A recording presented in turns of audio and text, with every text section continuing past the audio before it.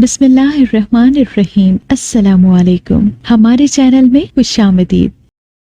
لڑکی، اب فجر کا وقت ہونے والا ہے، اب تم جاؤ۔ کاش میں تم سے دن کے اجالے میں مل سکتی۔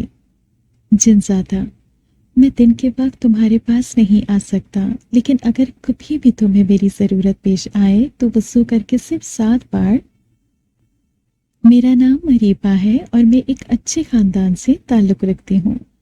میرے ابو ایک آرمی آفیسر ہیں اور چونکہ ان کا اکثر ملک کے مختلف حصوں میں تبادلہ ہوتا رہتا ہے، وہ جہاں بھی جاتے ہیں انہیں حکومت کی طرف سے گھر ملتا ہے، اسی لیے وہ ہم سب کو بھی اپنے ساتھ لے جاتے ہیں۔ ہم 2 بھائی اور بہنیں ہیں۔ مجھ سے بڑے بھائی بھی آرمی میں ہے۔ مجھ سے چھوٹے 2 بہن بھائی ہیں جو اسکول میں پڑھتے ہیں۔ میں کالج میں پڑھتی ہوں۔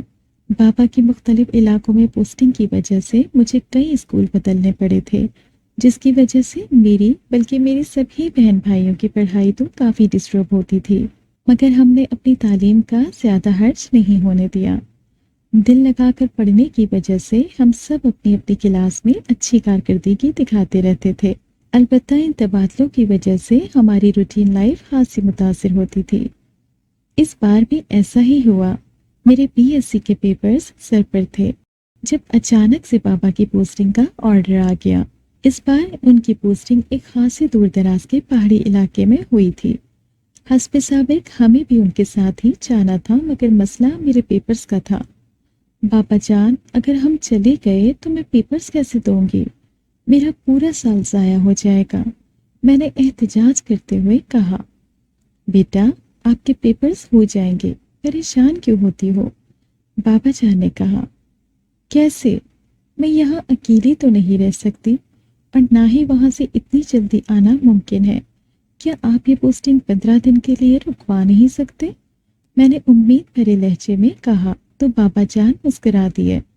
پگلی، میں کوئی اپنی مرضی سے تھوڑی جا رہا ہوں، اوپر سے آرڈر آیا ہے تو تعمیل تو کرنی پڑے گی نا، بابا نے پیار سے کہا۔ لیکن بابا میرے پیپرز، میں نے دوبارہ کہا تو وہ سوچنے لگے اور پھر بولے، بیٹا جی اب اس کا ایک ہی حل ہے، آپ کو ہاسٹل میں بھجوا دیا جائے۔ کیا ہاسٹل میں؟ نہیں، آج تک ایک دن کے لیے بھی یہ گھر سے باہر نہیں رہی، اب ہاسٹل میں 15 دن کیسے رہے گی؟ امی پرانے خیالوں کی تھی، اس لیے فوراً ہی مخالفت کرنے لگی۔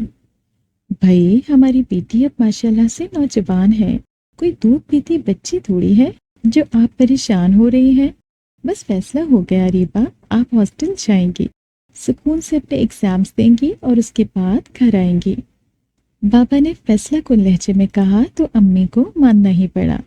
مجھے بھی ہاسٹل میں رہنے پر اعتراض نہیں تھا، اس لیے خوشی خوشی سامان کی پیکنگ کی۔ بابا اور دوسرے لوگ دوسرے شہر روانہ ہوئے اور میں ایک اچھے سے گرلز ہاسٹل کے کمرے میں منتقل ہو گئی۔ اس کمرے میں میری ایک کلاس فیلو ساتھیہ بھی رہتی تھی، بلکہ مجھے یہاں کمرہ بھی اسی نے دلوایا تھا۔ 15 دن تک تو گویا کوئی ہوش ہی نہیں تھا، دن رات کتابیں ہی سامنے رہتی تھی۔ اللہ اللہ کر کے پیپرز ہو گئے اور ہم لوگوں نے سکون کا سانس لیا۔ اس دن آخری پرچہ تھا، میں اور سعدیہ کالج سے واپس آ رہے تھے جب سعدیہ نے اچانک ہی پوچھا، اریبہ ایگزامز تو ہو گئے، اب کیا ارادہ ہے؟ ارادہ تو اب صرف آرام کرنے کا ہے اور تھکن اتارنے کا ہے۔ میں نے سوچ لیا ہے گھر جاؤں گی، ڈھیر سارا سوؤں گی اور ہارر فلمیں دیکھوں گی اور ناول پڑھوں گی۔ ہائے کتنا مزہ آئے گا! میں نے آنکھیں بند کر کے کہا، مجھے بچپن سے ہی ہارر فلمیں اور کہانیاں بہت اٹریکٹ کرتی تھیں۔ یار کمال کرتی ہو، ابھی تو اللہ اللہ کر کے کتابوں سے جان چھٹی ہے، اب پھر کتابیں پڑھو گی؟ ارے بھائی چھٹیوں کو چھٹیوں کی طرح گزارو، سعدیہ نے ہنستے ہوئے کہا تو میں کچھ چڑ گئی۔ میں نے طنزیہ انداز میں کہا، اچھا جناب پھر کیسے منائی جاتی ہے چھٹی؟ یار ہم کچھ کلاس فیلوز شمالی علاقہ جات میں گھومنے پھرنے کے لیے جا رہے ہیں، میں نے سوچا تم سے بھی پوچھ لوں، چلنا ہے تو چلو، 15-20 دن کا ٹرپ ہے، مل کر انجوائے کریں گے، سعدیہ نے کہا۔ اچھا چلو سوچتی ہوں اس بارے میں، ویسے ابھی تو مجھے گھر ہی جانا ہے، میں نے کچھ سوچتے ہوئے جواب دیا۔ ہاسٹل پہنچی تو یہ دیکھ کر خوشی سے کھل اٹھی کہ بھائی مجھے لینے آ چکا تھا۔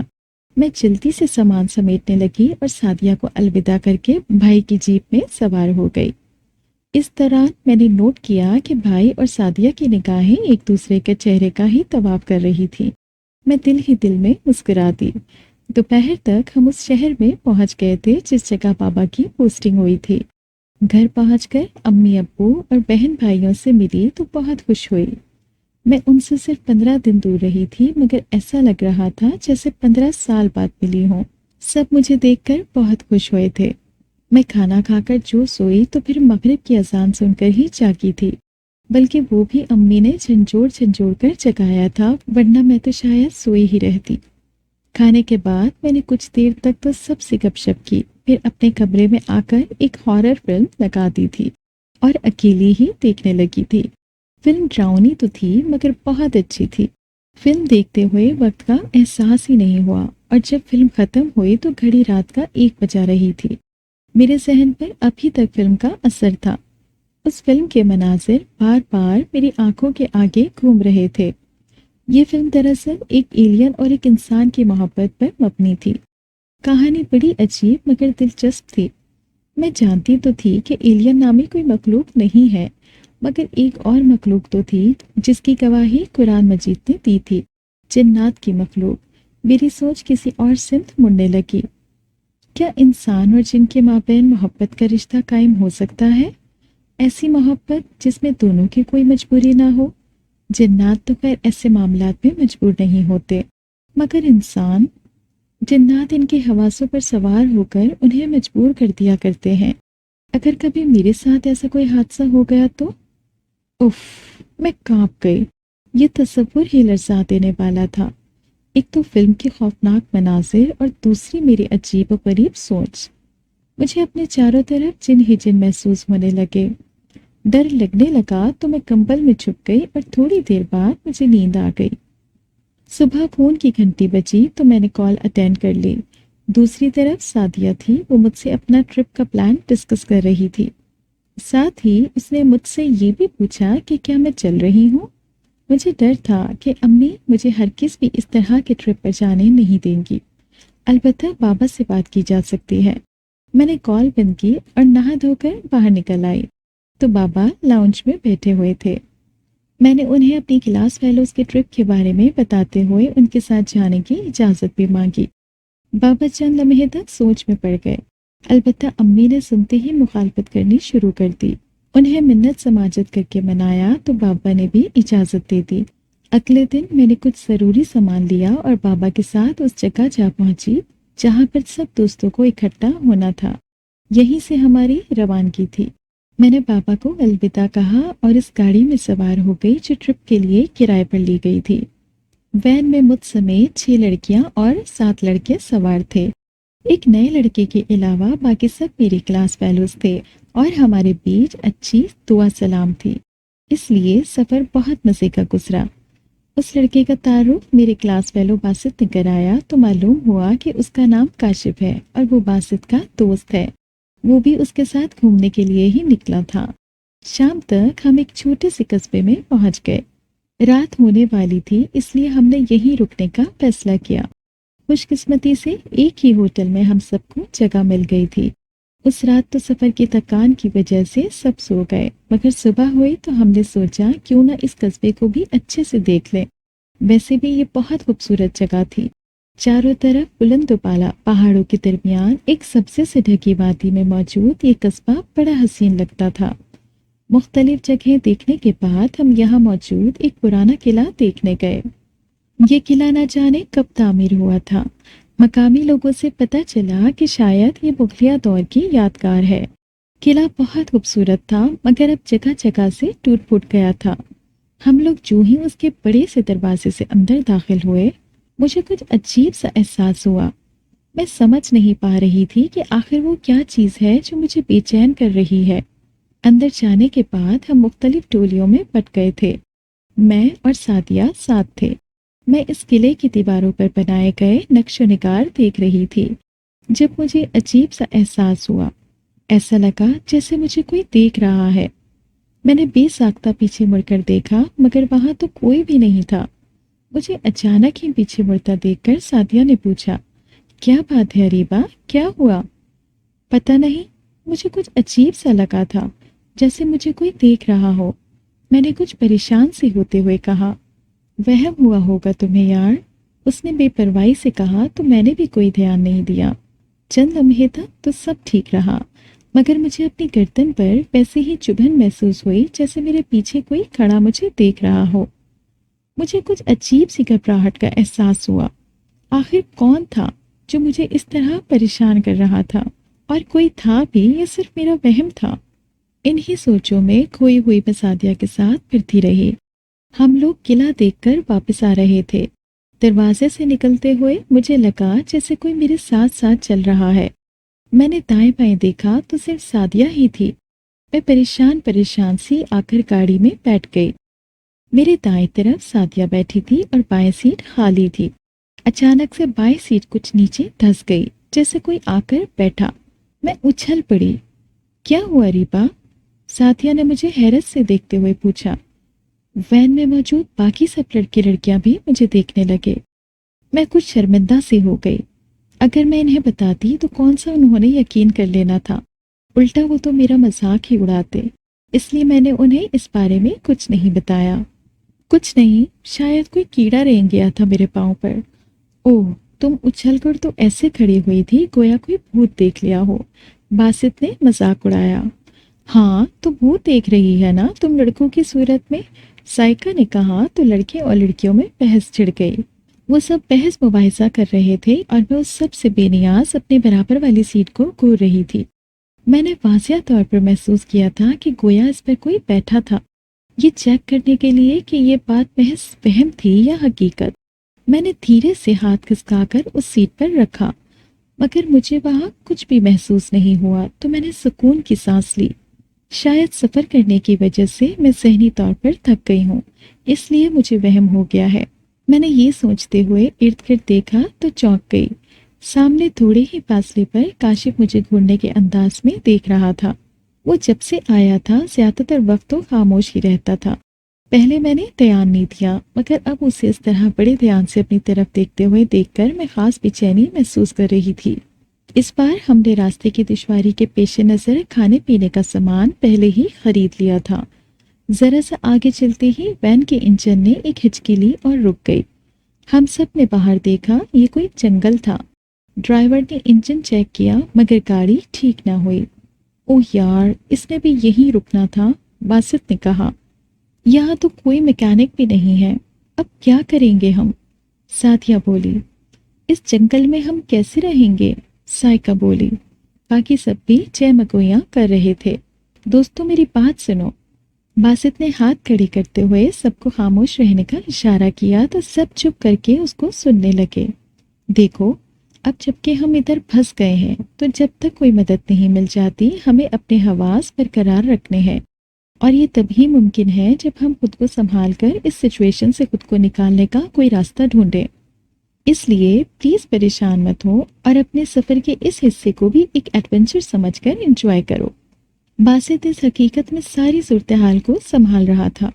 اس کی بات پر سب کا رویہ بدل گیا تھا۔ چونکہ ہم جنگل میں کھڑے تھے اور یہاں جنگلی جانوروں کے موجود ہونے کا بھی امکان تھا، اس لیے سب نے وین سے اتر کر آگ کا ایک بڑا سا الاؤ جلایا اور اس کے ارد گرد بیٹھ گئے۔ اس سے ایک تو سردی کا احساس بھی کم ہو گیا تھا اور دوسرے جانوروں سے بچاؤ کا طریقہ بھی مل گیا تھا۔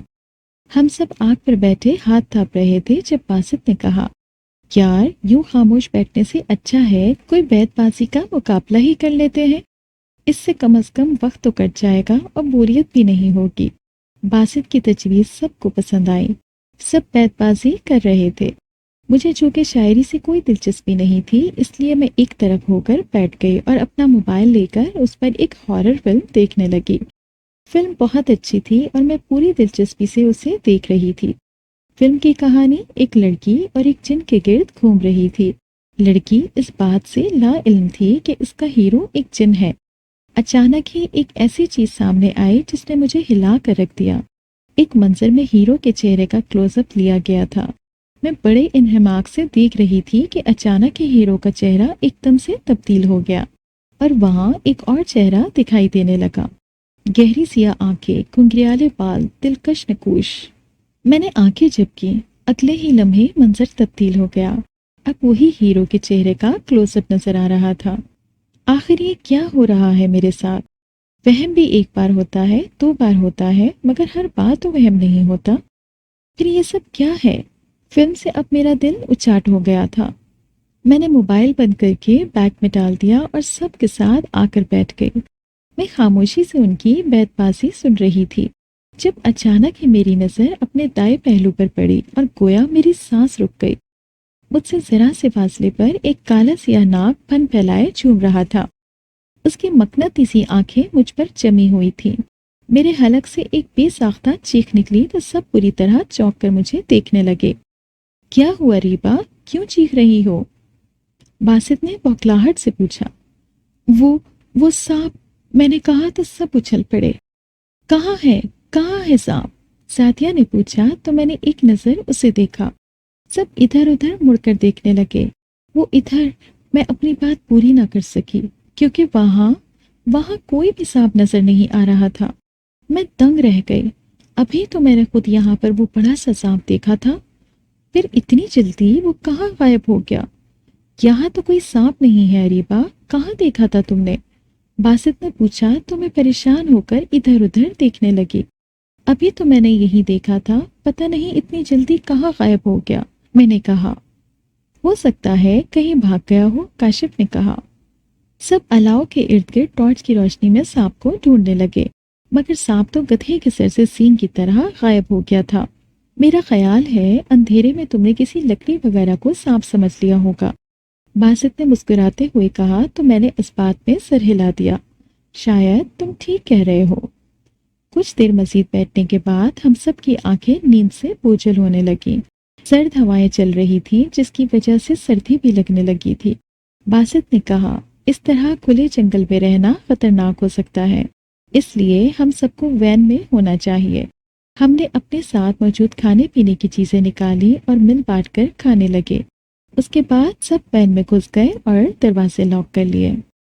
باسط نے 2 لڑکوں کی ڈیوٹی لگائی کہ وہ جاگ کر پہرا دیتے رہیں اور کوئی بھی خطرہ دکھائی دے تو سب کو الرٹ کر دیں۔ 2 گھنٹے بعد ان دونوں کو سو جانا تھا اور دوسرے 2 کو جگانا تھا۔ تھوڑی دیر بعد سب سو گئے۔ میں اور سعدیہ ایک ساتھ بیٹھی تھی۔ میں کھڑکی کی طرف بیٹھی تھی۔ غیر آرام دہ پوزیشن میں بھی مجھے جلد ہی نیند نے آ لیا۔ سوتے ہوئے اچانک ہی مجھے محسوس ہوا کہ جیسے کوئی میرے بہت قریب ہو اور گہری گہری سانس لے رہا ہو۔ میں نے سوچا کہ سعدیہ ہوگی، مگر پھر اچانک ہی کسی نے مردانہ آواز میں کہا، اریبا۔ میں نے گڑبڑا کر آنکھیں کھول دی۔ یہ گہری اور گمبھیر آواز کس کی تھی؟ آخر کون تھا؟ کیونکہ میرے ساتھ سفر کرنے والوں میں سے تو یہ کسی کی آواز نہیں تھی۔ میں نے آس پاس نظر دوڑائی تو وہاں پر سب سوئے ہوئے تھے، ان 2 لڑکوں کے علاوہ جو ڈیوٹی کر رہے تھے۔ میں بہت دیر تک الجھتی اور جاگتی رہی۔ پھر دوبارہ مجھے نیند کی دیوی نے اپنی مہربان آغوش میں لے لیا۔ صبح ہوئی تو سب کو وین کی فکر لگی۔ لڑکوں نے انجن چیک کیا اور کچھ الٹے سیدھے ہاتھ مارے، مگر وین نہ اسٹارٹ ہونی تھی نہ ہوئی۔ اب ایک ہی راستہ تھا کہ کوئی مین روڈ تک جائے اور مدد لے کر آئے، کیونکہ یہاں تو موبائل کے سگنلز بھی نہیں آ رہے تھے۔ صبح سے وہ کوشش کر رہے تھے اور اب دوپہر ہو رہی تھی۔ باسط اس کام کے لیے تیار ہو گیا تو ساتھیہ بھی اس کے ساتھ ہی چل پڑی۔ تم کیا کرو گی وہاں جا کے؟ میں نے اور باسط نے پوچھا۔ مجھے امی کو کال کرنی ہے، یہاں نیٹ ورک ہی نہیں ہے، اس لیے مجھے آپ لوگوں کے ساتھ جا کر ہی امی کو کال کرنی ہے، ساتھیہ نے کہا تو باسط کچھ ہچکچاتے ہوئے مان گیا۔ ان دونوں کے علاوہ وین کا ڈرائیور بھی ان کے ساتھ گیا تھا۔ کافی دیر گزر گئی اور وہ لوگ واپس نہ آئے تو ہم سب پریشان ہو گئے۔ اب تو سورج بھی غروب ہونے والا تھا۔ مین روڈ دور تھا، اگر اب تک تو ان کی کوئی خبر مل ہی جانی چاہیے تھی۔ میرا خیال ہے ہمیں جا کر ان کا پتہ کرنا چاہیے، خدا نخواستہ کوئی حادثہ نہ ہو گیا ہو ان کے ساتھ، کاشف نے کہا تو ہم سب بھی تشویش میں مبتلا ہو گئے۔ تم ٹھیک کہتے ہو، اب تک تو انہیں آ جانا چاہیے تھا، میمون نے کہا۔ بالکل، میں چاہتا ہوں دیکھنے۔ کاشف اٹھا تو میں بھی اٹھ کھڑی ہوئی۔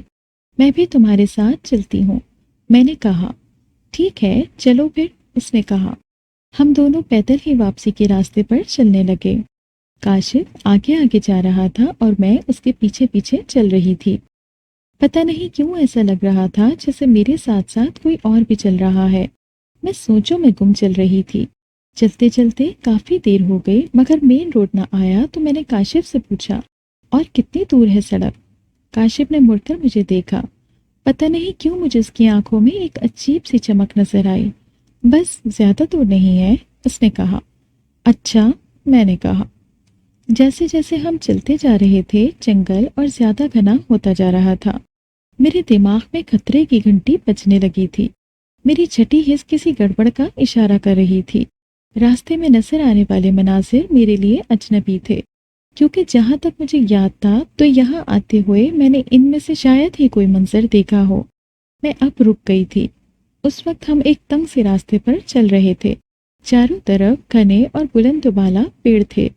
کاشف، میرا خیال ہے ہم راستہ بھٹک گئے ہیں، میں نے انجانے خدشات کے تحت کہا۔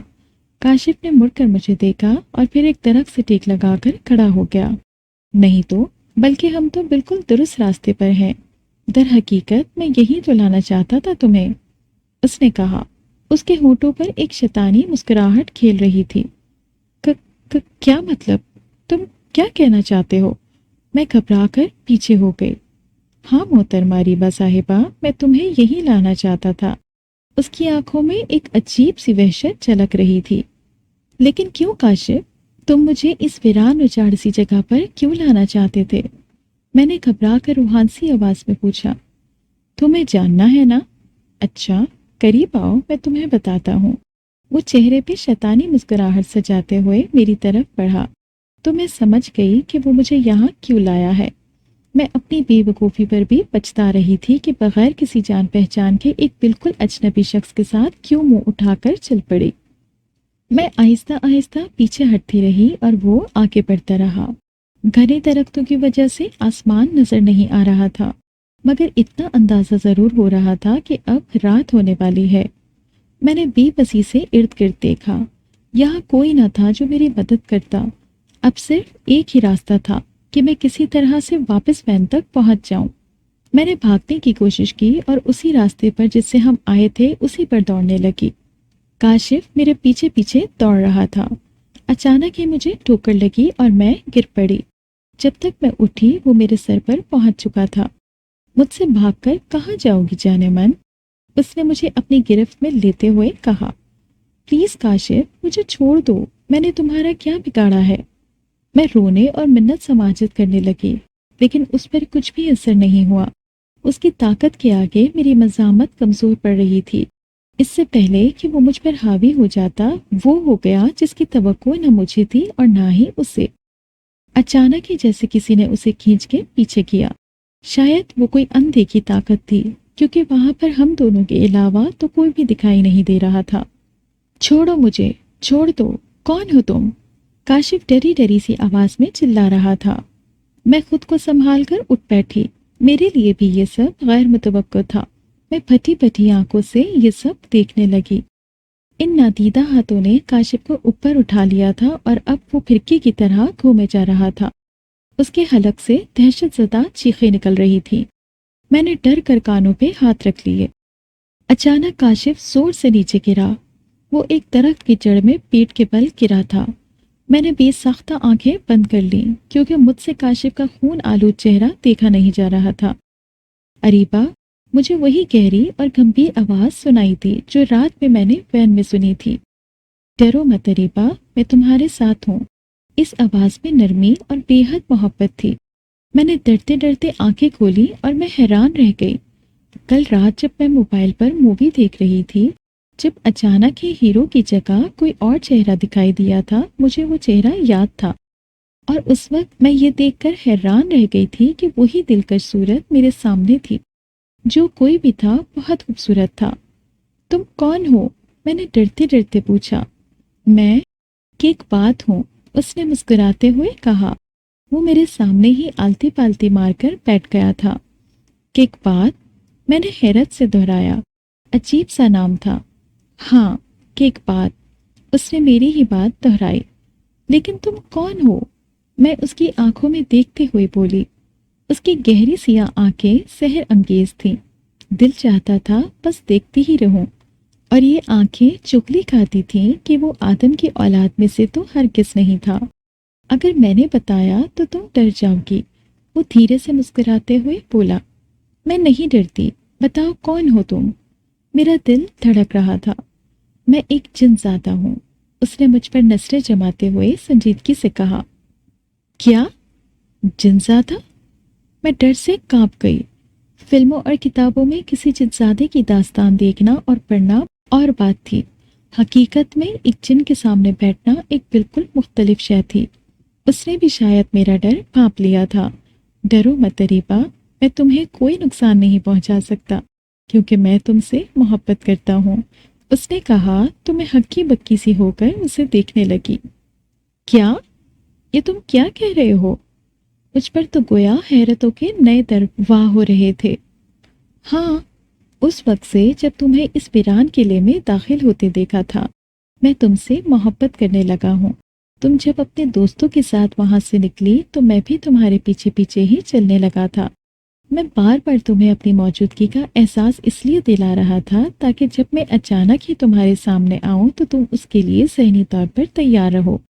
پھر جب تم اس کے ساتھ چل پڑی، اس نے درخت کی جڑ میں پڑے ہوئے بے ہوش کاشف کی طرف اشارہ کرتے ہوئے کہا، تو میں تب بھی تمہارے ساتھ رہا تھا اور اس کی بدتمیزی پر اس کو سبق بھی سکھا دیا۔ میں نے آنکھیں بند کر کے خود کو پرسکون کرنے کی کوشش کی۔ ٹھیک ہے، میں مان لیتی ہوں ایسا کہ تم جنس آتے ہو، مگر میں اسی صورت میں یقین کروں گی کہ تم مجھے واپس میرے ساتھیوں کے پاس پہنچا دو کیونکہ میں راستہ بھٹک گئی ہوں، میں نے دل ہی دل میں ڈرتے ہوئے کہا۔ ٹھیک ہے، میں تمہیں وہاں ابھی بھیج دیتا ہوں، اس نے مجھے آنکھیں بند کرنے کے لیے بولا اور میرا ہاتھ اپنے ہاتھ میں پکڑا۔ مجھے اس کا ہاتھ نرم و ملائم روئی کے جیسا محسوس ہوا۔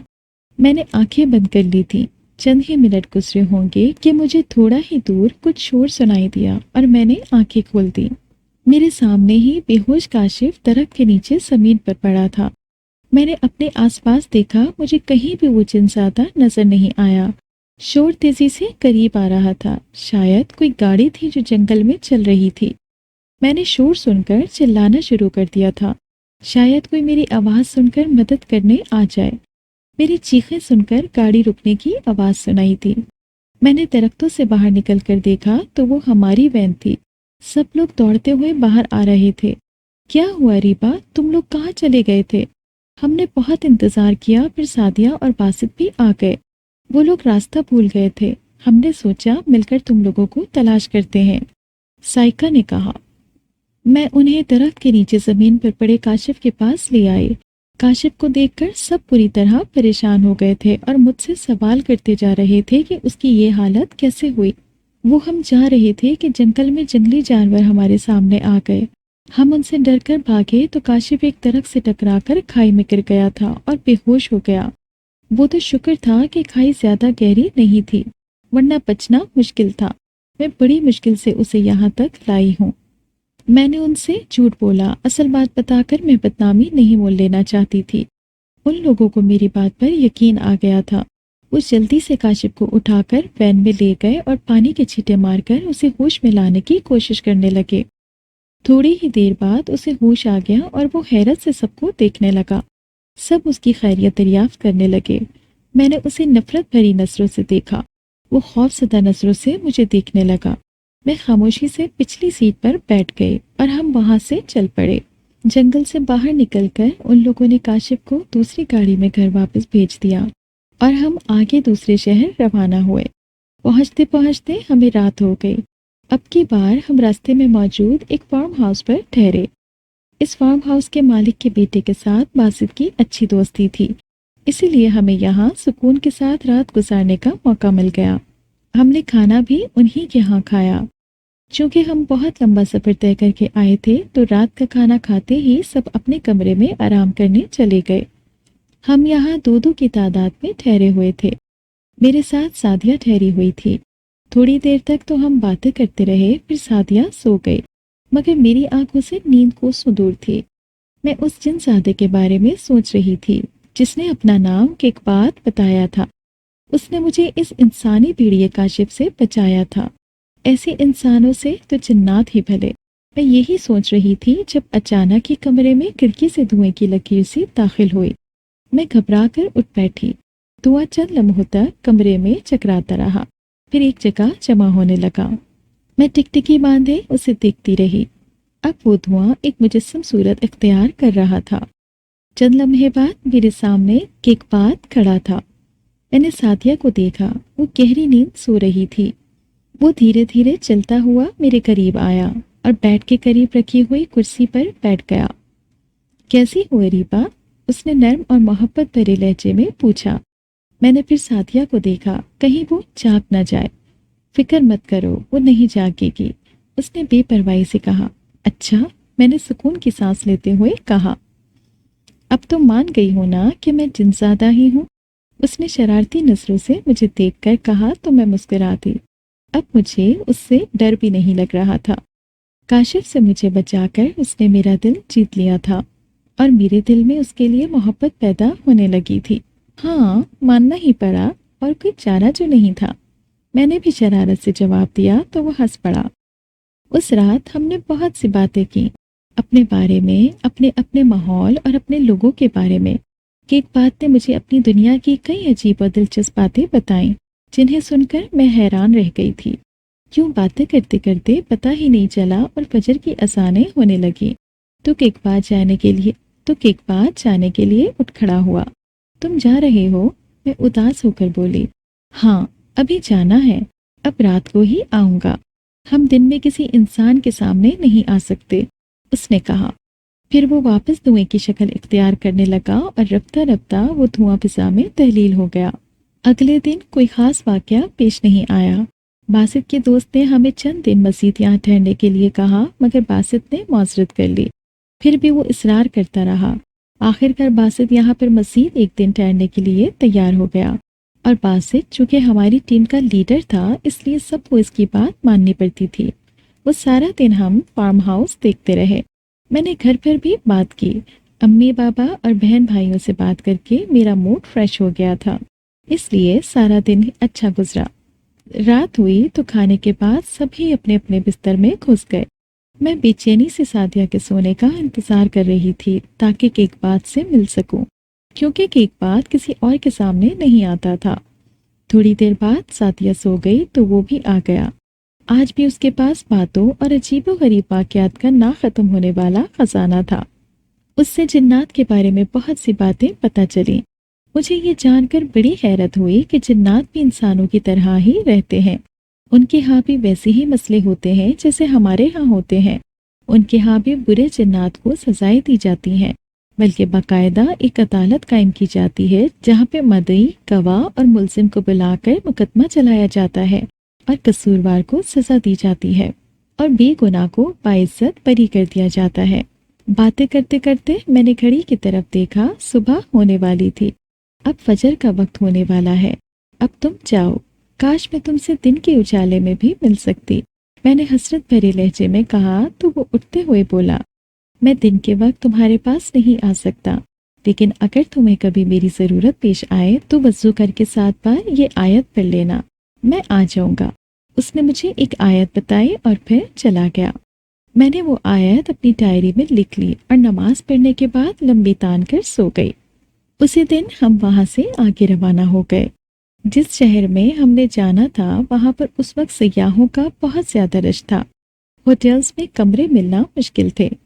ہم نے ایک کے بعد ایک کئی ہوٹل چھان مارے مگر کہیں بھی ایک کمرہ بھی خالی نہ تھا۔ اب کیا کریں یار، باسط اور باقی سب پریشان ہو گئے۔ مجھے ایک بات کی بات یاد آ گئی۔ اس نے سورج ان کی جس آیت کے بارے میں بتایا تھا وہ پڑھنے کا یہی موقع تھا، مگر اس کے لیے ابھی مجھے انتظار کرنا تھا۔ ہوٹلوں میں پھرتے پھراتے بہت سا وقت ضائع ہو گیا تھا۔ کھانے کے بعد میں اٹھی اور ہاتھ دھونے کے بہانے وضو کر کے ایک طرف الگ کھڑے ہو کر میں نے 7 بار وہ آیت پڑھی۔ اگلے ہی لمحے وہ حاضر ہو گیا۔ کیا بات ہے اریبہ؟ اس نے پوچھا۔ میں نے اسے بتایا کہ ہمیں کوئی بھی قیام گاہ نہیں مل رہی اور اسی وجہ سے ہم سب بہت پریشان ہیں۔ وہ چند لمحے خاموش رہا، پھر کہنے لگا، تمہارا مسئلہ حل ہو جائے گا۔ اس کے بعد وہ غائب ہو گیا۔ میں وہاں سے واپس آئی تو سب کھانا کھا چکے تھے، لیکن ابھی تک وہ رہائش کے مسئلے کو لے کر پریشان تھے۔ अभी मुझे यहाँ बैठे हुए थोड़ी ही देर हुई थी कि इसी होटल का मैनेजर आता नजर आया। सर, आपने कुछ देर पहले कमरे के बारे में पूछा था, उसने आकर बासित से कहा। जी, और आपने मना कर दिया था, बासित ने जवाब दिया। सर, मैं आपको बताने आया था कि रूम सब अवेलेबल हैं। एक फैमिली ने अपनी बुकिंग कैंसिल करवा दी है, मैनेजर ने अदब से बताया। मैं दिल ही दिल में मुस्कुरा दी कि एक बात ने जादू की छड़ी घुमा दी थी। रूम्स तो अब मिलने ही थे। अगले दिन यहाँ हमने खूब एंजॉय किया कि एक बार दिन को तो गायब ही रहता था, मगर रात होते ही वो आ मौजूद होता। उसने एक बार पूछा कि तुम लोग यहाँ कितने दिनों तक हो। मैंने हिसाब लगाया तो मसीह बस चंद दिन ही रहते थे। जब ये बात उसे पता चली तो वो कुछ उदास सा हो गया। क्या बात है कि एक बात, तुम इतने दुखी क्यों हो रहे हो, मैंने पूछा। कुछ नहीं, बस यूं ही, वो फीकी सी मुस्कुराहट के साथ बोला तो मैं भी चुप हो गई। आखिरकार वो दिन भी आ गया जब हमें यहाँ से वापस जाना था।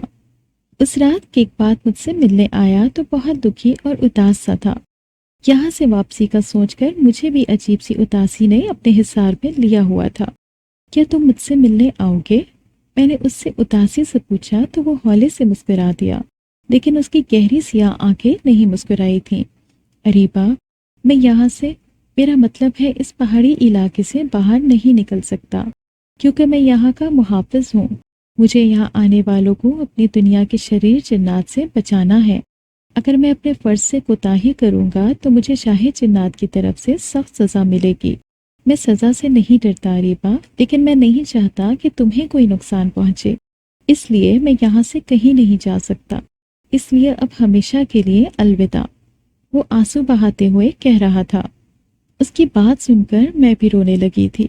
पता नहीं क्यों ऐसा लगता था जैसे मैं उसे सदियों से जानती हूँ। उससे मिलने, उससे बात करने की मुझे आदत सी पड़ गई थी, और आदत बेहद जानलेवा होती है। मुझे उस जिनसाते से मोहब्बत हो गई थी जो इंसानों से बहुत ज्यादा बेहतर था, मगर मेरे लिए उस मोहब्बत का हुसूल मुमकिन ही नहीं था। अगले दिन शाम को हमारी रवानगी थी। मैं वैन की खिड़की वाली सीट पर बैठी उदासी से बाहर देख रही थी। दूर किसी पहाड़ पर सूरज की आखिरी किरणें चमकी तो उसकी चोटी पर मुझे एक बात नजर आया। वो हाथ हिलाकर मुझे अलविदा कह रहा था। मैंने भी हाथ हिलाया, उसे आखिरी बार अलविदा कहा। वैन तेजी से आगे बढ़ रही थी और बाकी सब पीछे रह गया था।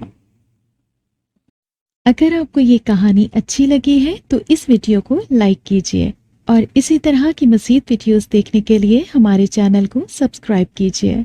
और हाँ, अगर आपकी किसी दोस्त, रिश्तेदार या बहन के साथ खुदा ना करे ऐसा कोई वाकया पेश आया है तो हमें कमेंट सेक्शन में उसके बारे में ज़रूर बताइए।